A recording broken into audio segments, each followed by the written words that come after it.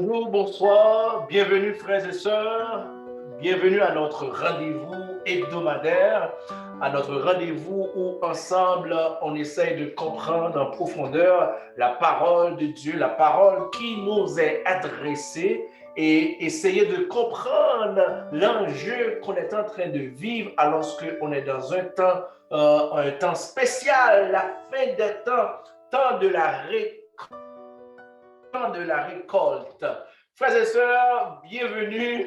Je suis content de vous voir. Je suis content de savoir que tout le monde va bien et que à travers les temps difficiles, à travers ces moments difficiles, à travers les péripéties, les mauvaises nouvelles, nous avons estimé encore important de conserver ce temps-là pour l'étude de la parole de Dieu. Dieu ne manquera pas de vous bénir, de nous bénir.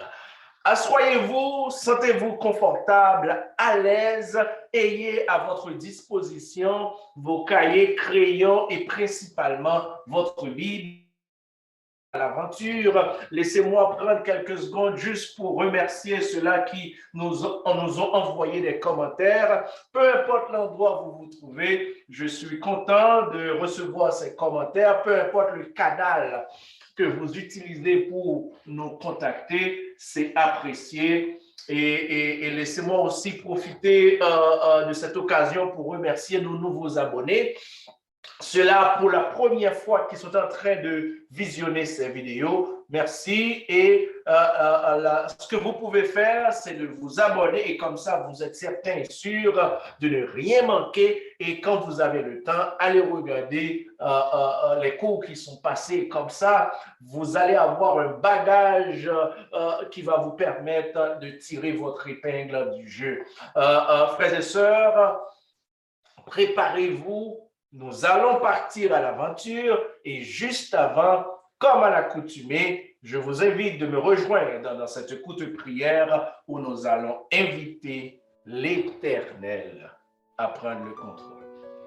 Dieu Tout-Puissant, Dieu infiniment grand, créateur de toutes choses, du ciel et de la terre, créateur de la montagne de Sion, merci pour tout. Merci pour cette grâce, Seigneur Père, dont tu nous as fait montre, Seigneur, qu'aujourd'hui, Seigneur, alors qu'il y a des populations qui sont en train de souffrir, qui sont en train de questionner leur existence même, Seigneur Père, mais tu nous donnes un espace, Seigneur, où nous pouvons, Seigneur, nous défaire de tout ce qui se passe, Seigneur, et d'agir en conséquence. Et qu'à la fin, que toute la gloire te revienne. Et c'est au nom de Jésus-Christ, ton Fils, nous t'en prions. Amen. Amen.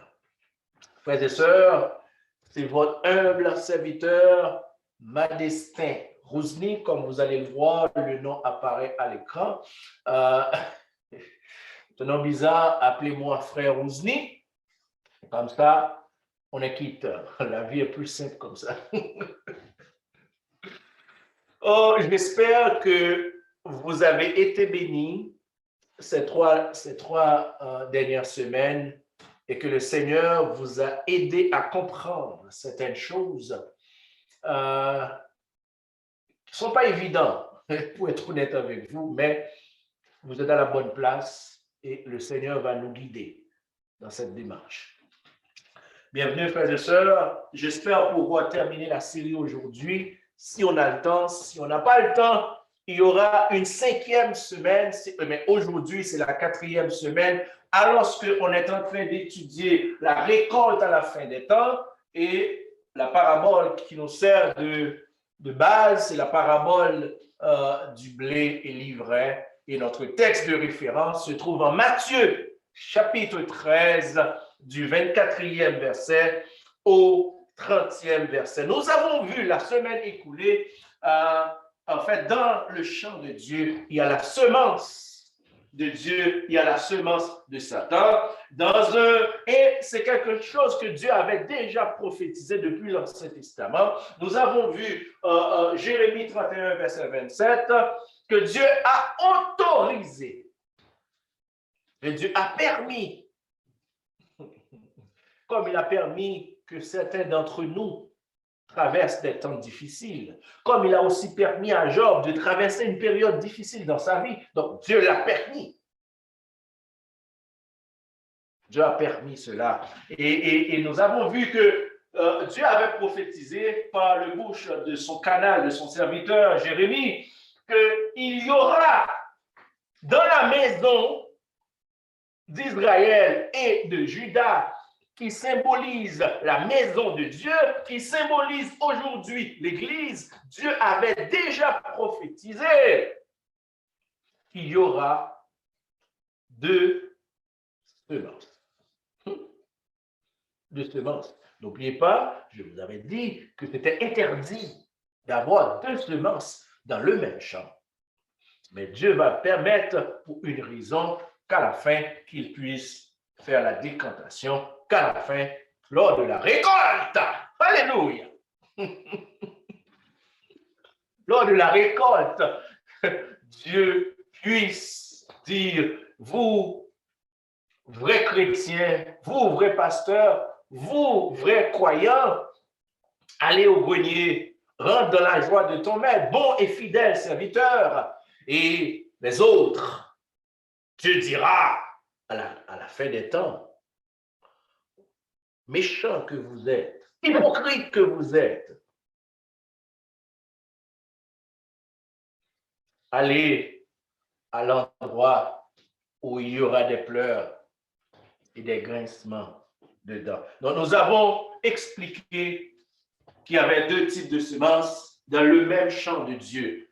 Ce n'est pas dans un autre champ, c'est dans le même champ de Dieu. Et c'est toute la difficulté de discerner qu'est-ce qui vient de Dieu, qu'est-ce qui vient de Satan, d'où la nécessité, comme l'avait fait Salomon, de demander la sagesse, de discerner qu'est-ce qui est bien, qu'est-ce qui est mal, dans la perspective de Dieu. Alléluia. La semaine passée, c'est ça qu'on avait vu, on avait expliqué c'était quoi une bête. Si vous avez tout oublié, il ne faut jamais oublier, dans un langage prophétique, qu'est-ce que ça veut dire une bête? Laissez-moi regarder l'heure, frères et sœurs. OK.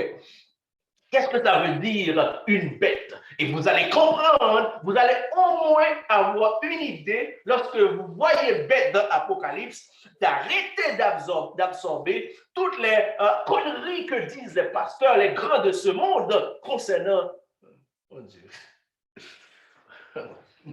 Donc, une bête, nous avons lu ensemble le psaume 49, si je ne me trompe pas.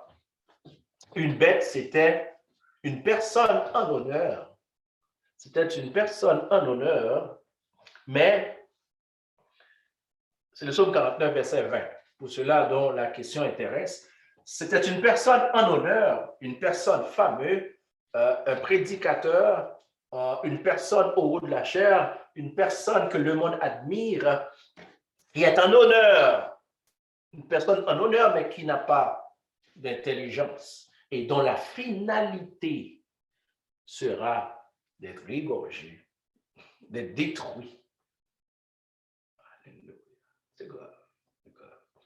Et nous avons vu, pour terminer la semaine passée, nous avons vu ensemble Apocalypse chapitre 18, du 1er verset au 4e verset. Nous avons vu que c'était scellé le sort de Babylone, le sort de la bête. La bête doit être égorgée, c'est scellé, c'est ratifié. Il n'y a pas à sortir de là.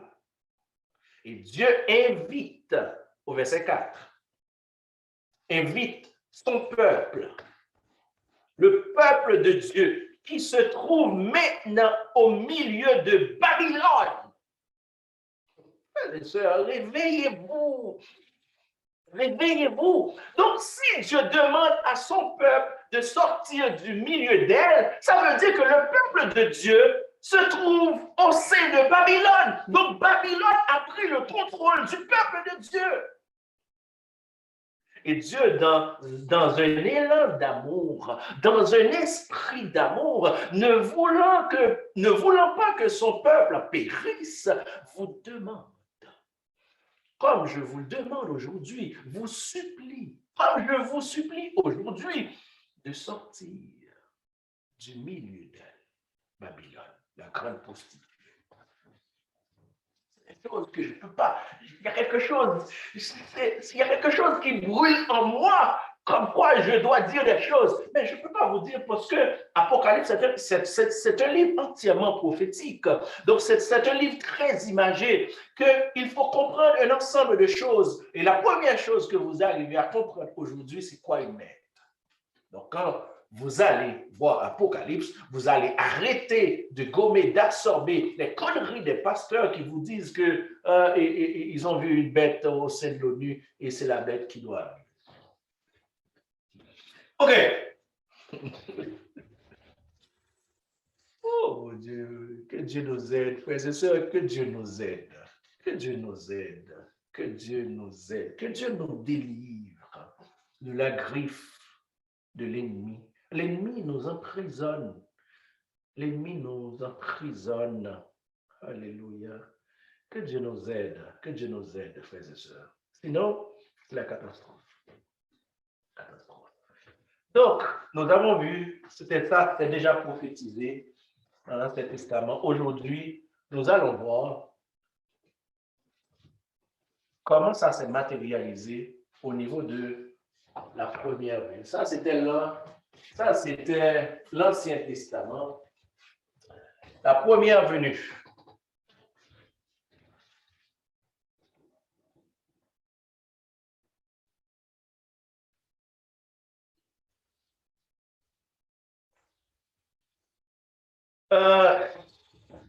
La première venue, en fait, vous connaissez déjà lorsque Christ est arrivé. Il y avait aussi deux semences. Il y avait aussi deux semences.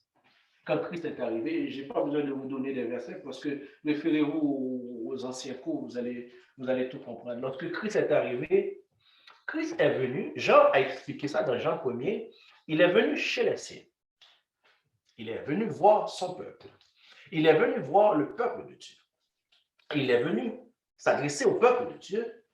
Pourquoi? Parce qu'il est en possession à chaque fois. Ce n'est pas évident ce que je suis en train de faire.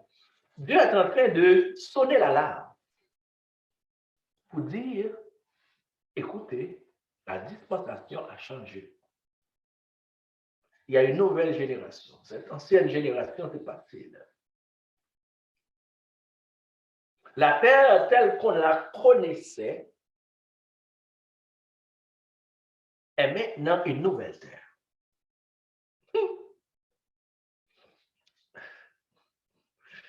Jésus a dit,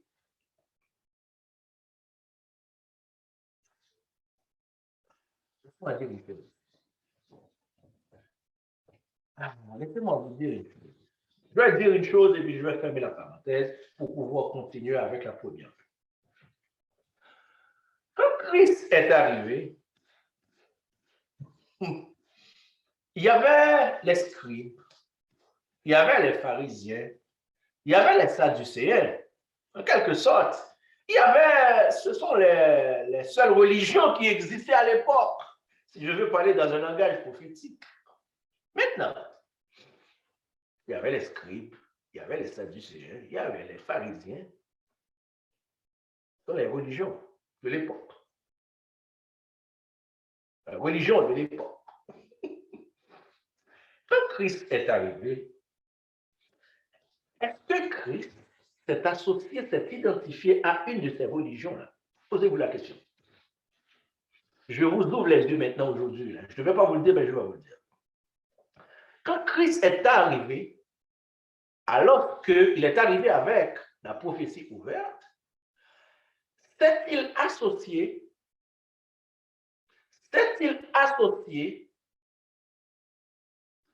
aux religions de son époque?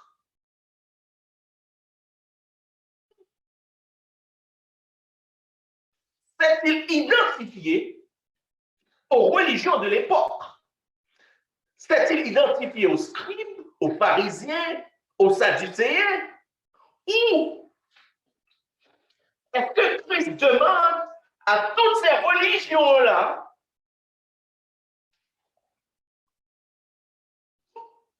C'est ça, je suis en train de vous dire des choses graves. Hein?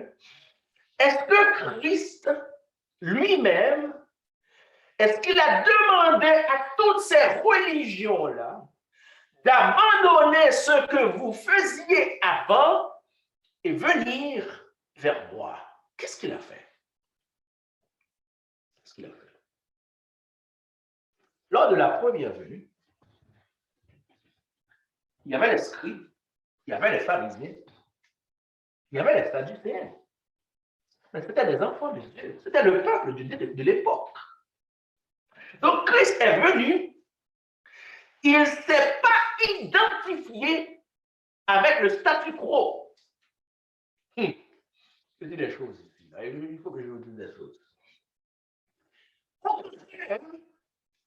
Christ a demandé à tout un chacun de fuir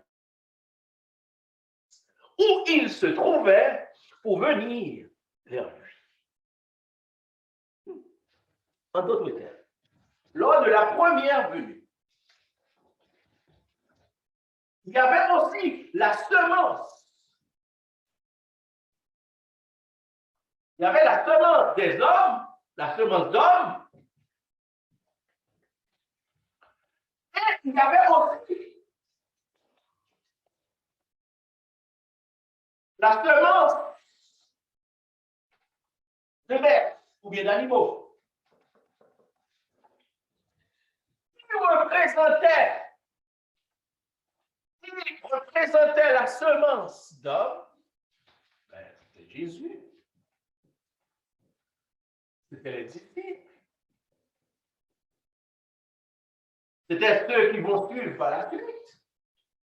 Mais lors de la première venue, qui représentait la semence d'animaux, la semence de bêtes, c'était les pharisiens, c'était les sadducéens, c'était les scribes. En d'autres termes, ici, ce n'était pas des gens du dehors, c'était le peuple de Dieu ou le peuple d'Israël d'alors. Suivez-moi ici. Lors de la première venue, la semence d'homme, qui était en possession de la semence d'homme au prime abord, c'était Jésus.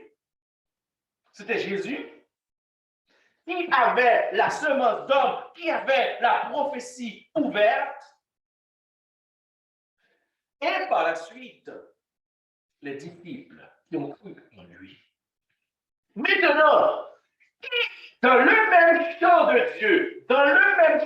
Dieu, qui d'autres y avait la semence de bête? Quels sont ceux-là qui avaient la semence de bête? Alors, c'était les pharisiens, les scribes, les sadducéens, qui représentaient le peuple de Dieu d'alors, qui représentaient le peuple d'Israël. Maintenant, c'était quoi la question? Quand Jésus est arrivé, frères et sœurs, avec la semence d'homme, avec la prophétie ouverte, donc Jésus ne s'est pas identifié au statu quo. Je ne peux pas aller plus clair. Est-ce que je peux oser avoir un langage plus clair? C'est moi avoir un langage plus clair.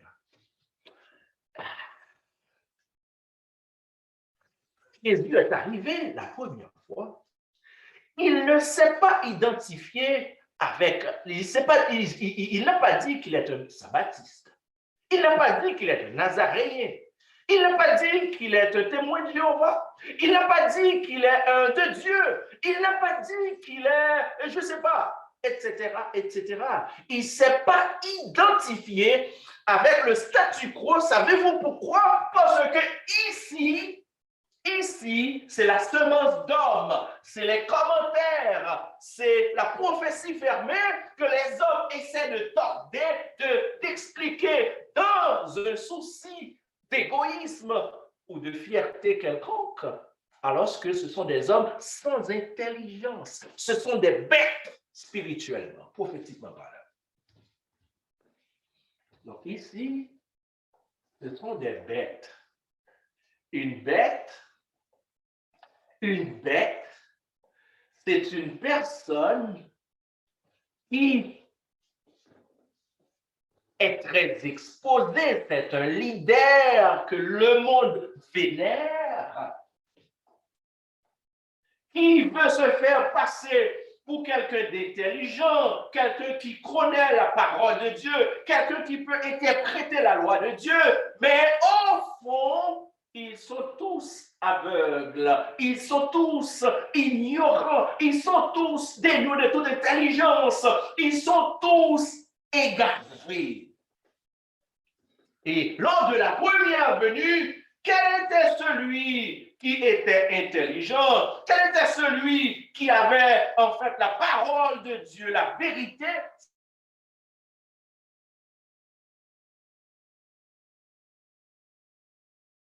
Accepter de croire en Jésus. Frères et sœurs,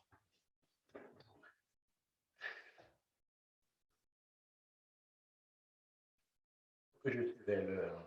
Faut que je suis vers l'heure. OK. Frères et sœurs, c'est une prophétie qui a trouvé son accomplissement lors de la première venue. La seconde venue. La seconde venue. Je vais voir avec vous. Je vais voir avec vous la seconde venue. Je ne voudrais pas revenir la semaine prochaine parce que j'ai tellement de choses à dire. Si je reviens la semaine prochaine avec ce même sujet, ça va déborder.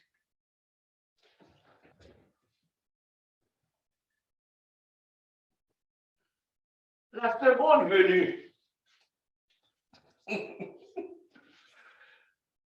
Le chant de Dieu ici, c'était le peuple d'Israël. C'était le peuple d'Israël.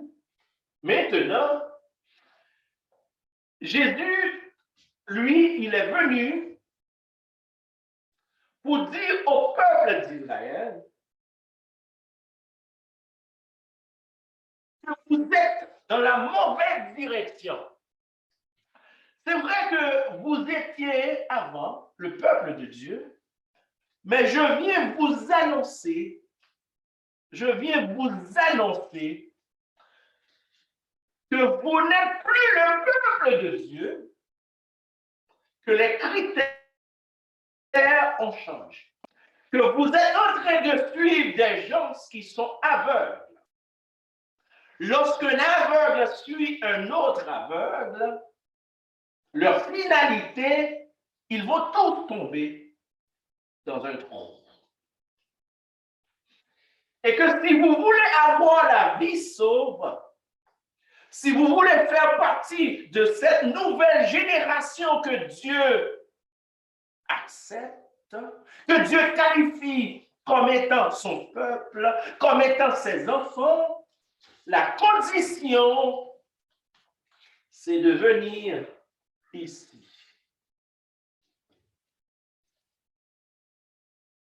Venir ici.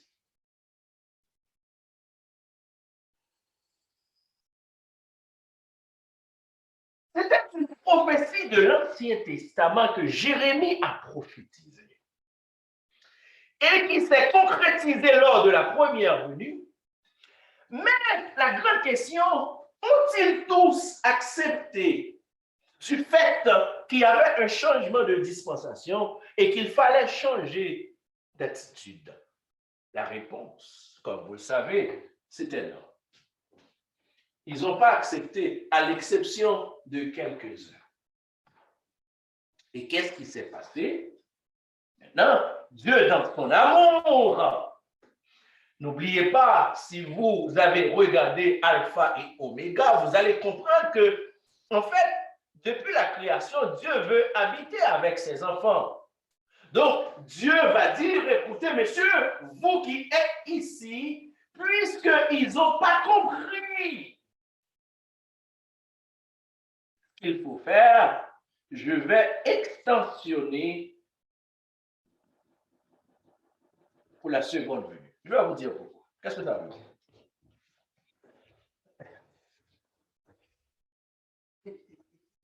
Je vais vous dire des choses. Laissez-moi vous dire une chose.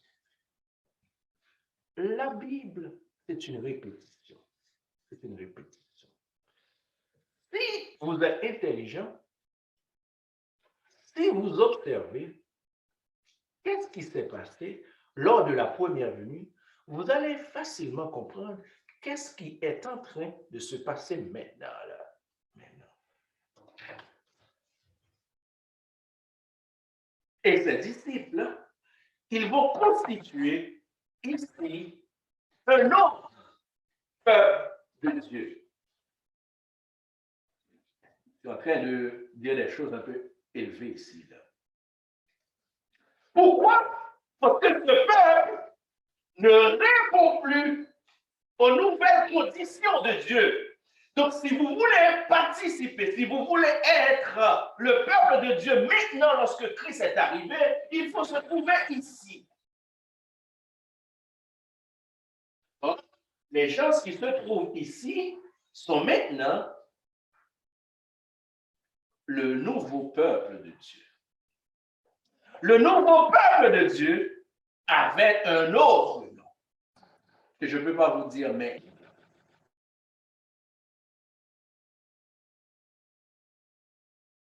L'ennemi continue, puisque Dieu s'est constitué maintenant un nouveau peuple. On va l'appeler X. On va l'appeler le peuple X pour l'instant. Donc, qu'est-ce que le peuple X a fait? Je peux vous dire ces choses. Apocalypse chapitre 2, chapitre 3, les sept lettres aux sept églises de l'Asie mineure. Frères et sœurs, les 7 lettres aux 7 églises de l'Asie mineure, les 7 églises ici, là, représentent le nouveau peuple de Dieu. Oh God, ce que je dois vous dire, laissez-moi vous dire, mais je vais vous expliquer peut-être l'année prochaine. Donc Jésus, lors de sa première venue, s'est constitué un nouveau peuple. Il faut que je dépasse ça là, sinon là, vous n'allez pas être content. Jésus s'est constitué un nouveau peuple. Mais Satan n'a pas lâché prise. N'a pas lâché prise. Et ce nouveau peuple, qui commençait bien, Satan va s'introduire au milieu d'eux pendant que les travailleurs dormaient. Pendant que les pasteurs dormaient, Satan va utiliser des bêtes, là vous comprenez maintenant, pour se faufiler, pour infiltrer le nouveau peuple de Dieu.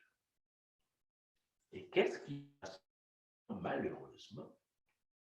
C'est que dans le nouveau champ de Dieu, le nouveau peuple de Dieu, il va encore y avoir, my God, il va encore y avoir la semence d'homme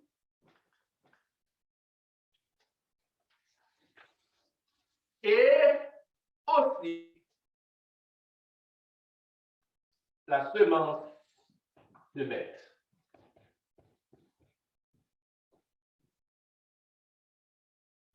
Et ceci est très bien expliqué en Apocalypse, la seconde venue.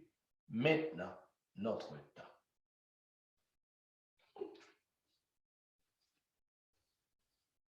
Et si vous comprenez la parabole, si vous comprenez l'avertissement que Dieu avait annoncé en Apocalypse chapitre 18, vous allez aussi comprendre que les bêtes qui se trouvent ici, ce ne sont pas des gens qui ne connaissent pas la parole de Dieu. En d'autres termes, ce sont des leaders dont vous êtes très familiers, mais au final, qui font le travail de Satan. Soit en ajoutant, soit en retranchant. Mais d'une manière ou d'une autre, ils font le travail de Satan. Tout comme lors de la première venue, ce travail de Satan était fait par les pharisiens, les scribes, les sadducéens, jusqu'au point où Jésus, dans une conversation qu'il a eue avec les autres, les a qualifiés, il les a qualifiés de fils de Satan. Alors que les scribes, les pharisiens, ils étaient offusqués, estomaqués, car pour eux autres, ils pensaient être des enfants d'Abraham, mais en réalité, ils étaient les enfants de Satan.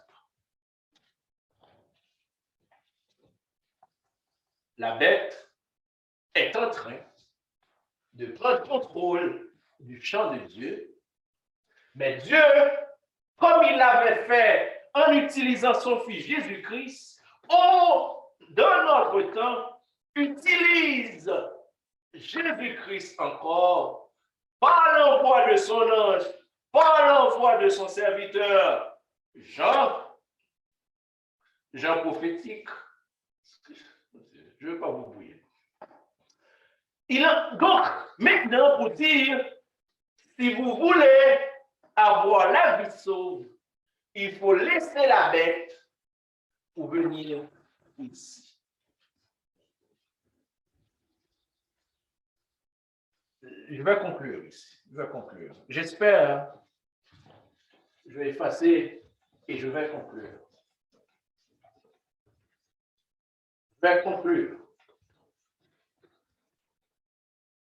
Frères et sœurs, la parabole du blé et l'ivraie. Le blé et l'ivraie se trouvent dans le champ de Dieu. Le blé, symbole du vrai chrétien, la bonne semence, la semence d'homme, la semence de Dieu.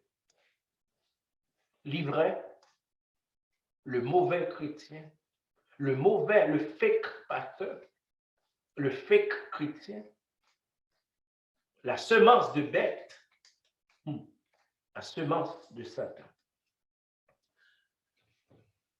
À l'intérieur de l'Église, je vous dis les mots en plus simple. Il y a deux types de semences, deux types de personnes, deux types de pasteurs, deux types de prophètes, deux types de diacres, deux types de chrétiens.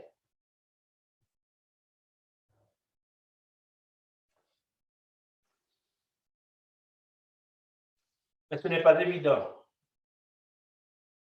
de les différencier, car ils sont tous en possession de la semence de Dieu, la parole de Dieu. Mais ce qui est certain, c'est que à la fin des temps,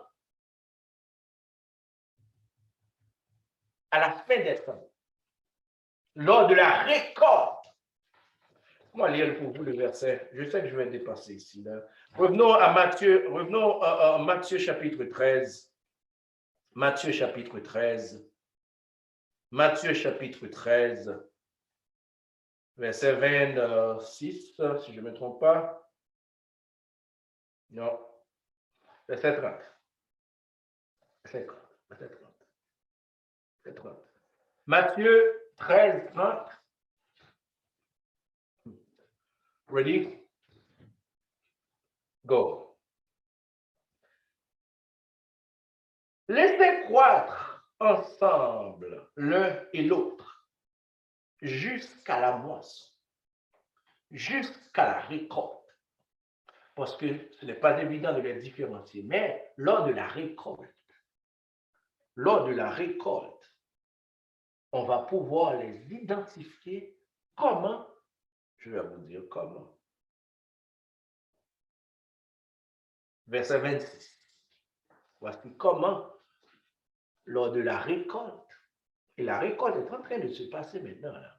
Et je ne peux pas vous expliquer ça tout de suite. Verset 26, vous allez comprendre comment vous allez, lors de la récolte, établir cette différence. lorsque l'herbe eut poussé et donné du fruit, l'ivraie parut aussi. Donc, quand est-ce que quelqu'un va pouvoir établir que dans le champ de Dieu, la présence, détecter la présence de l'ivraie, c'est lorsque la bonne semence commence à donner des fruits. Souvenez-vous de la première parabole des 4 types de champs. Au bord du chemin, dans des endroits pierreux. Souvenez-vous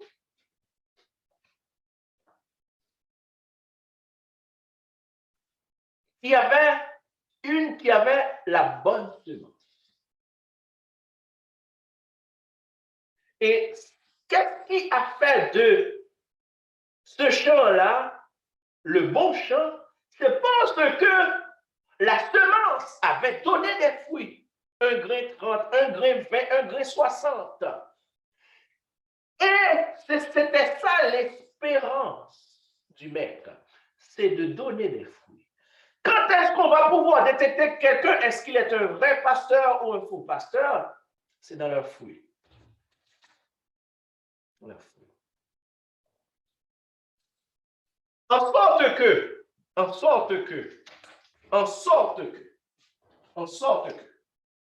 verset 30, c'est ici que je vais m'arrêter. Je sais que je n'ai dit beaucoup. Verset 30. J'espère que, est-ce que j'ai un autre... je dois dire tellement de choses. Je vais m'arrêter ici. Je vais faire un autre cours juste pour la conclusion. Juste pour la conclusion. Je vais m'arrêter ici. Parce que j'ai envie de dire des choses qui vont prendre plus que 20 minutes. Alors laissez-moi m'arrêter ici. Pour vous dire, pour vous interpeller, pour regarder à l'intérieur de vous-même et de détecter quelle semence que vous avez. Est-ce la semence d'homme ou la semence de bête?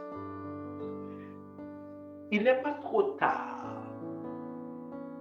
Si vous êtes dans le mauvais camp, et c'est ça la finalité de la prophétie, c'est de vous donner une dernière chance.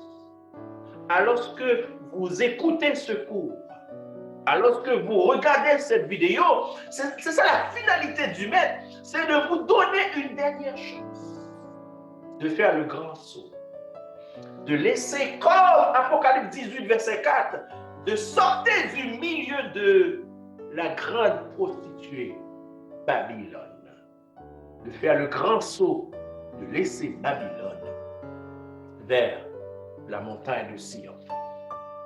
Frères et sœurs, alors que moi, je suis en train de courir tout comme l'eau, je ne regarde pas en arrière.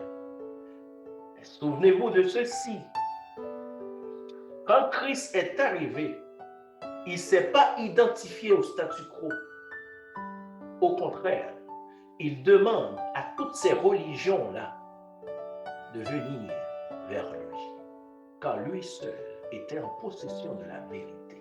Et que toutes les autres religions de l'époque, les pharisiens, les scribes, les sadducéens, ils étaient en possession de la parole de Dieu, la prophétie fermée, et que la dispensation a changé. Si vous continuez dans l'ancienne dispensation, vous connaissez déjà votre destinée. Que le Seigneur nous aide à faire le bon choix. Seigneur, Dieu Tout-Puissant, Dieu infiniment grand, merci. Dieu d'amour, merci. Merci de nous avoir révélé ces choses.